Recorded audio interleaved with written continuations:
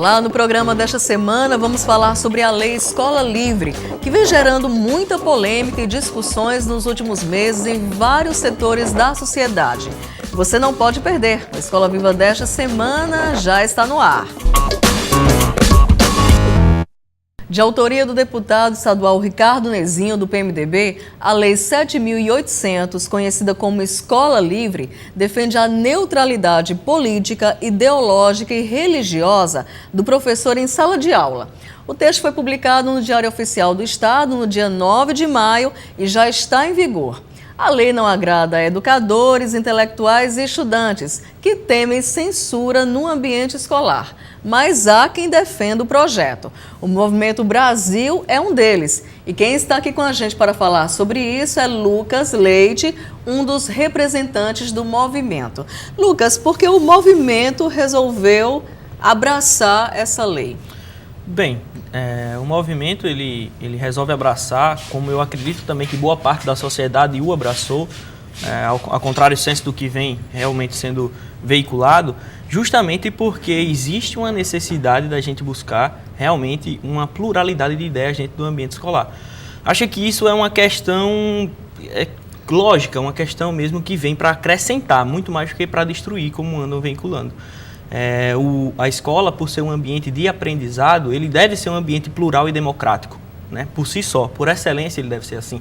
Então, como a gente percebeu, principalmente por relatos de alguns estudantes, que existiam algumas exceções, mas que existem, de professores que não respeitavam o ambiente da escola como democrático, nós resolvemos lutar para que ele se tornasse como acreditamos que ele deve ser.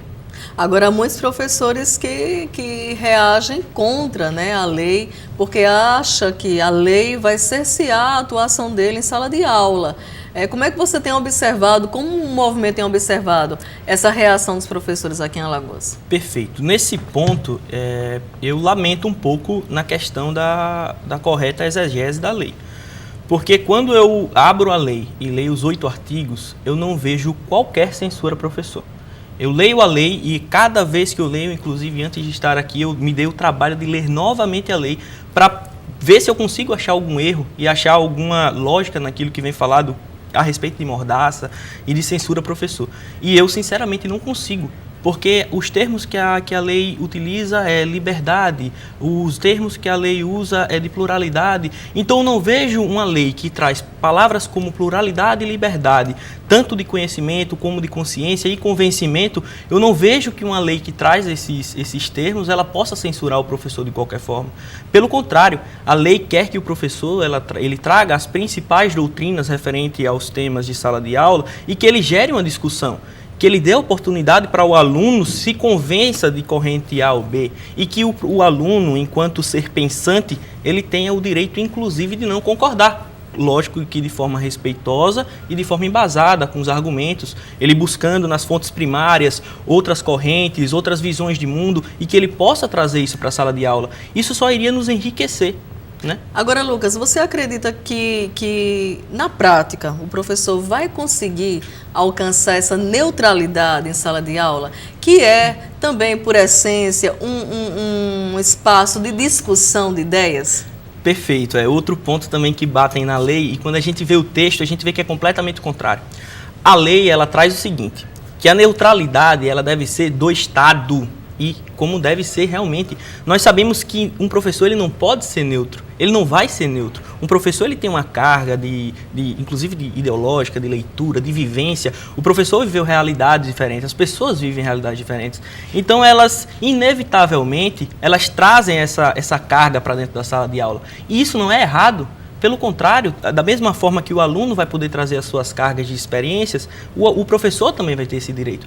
Mas a lei, ela traz que o professor deverá respeitar essas cargas. E ele próprio, o professor não pode simplesmente vir com as suas convicções de vida e jogar elas para os alunos como se aquilo verdades fossem. Pelo contrário, o professor ele vai ter que apresentar os conteúdos programáticos, mostrando as demais correntes, dando, por que não, a sua própria opinião a respeito daquele tema, mas permitir que o aluno ele mesmo se convença se é que aquilo que o professor está falando quando os temas permitirem o debate, se aquilo é realmente coerente para a sua vida, para a sua conjuntura de vida ou não.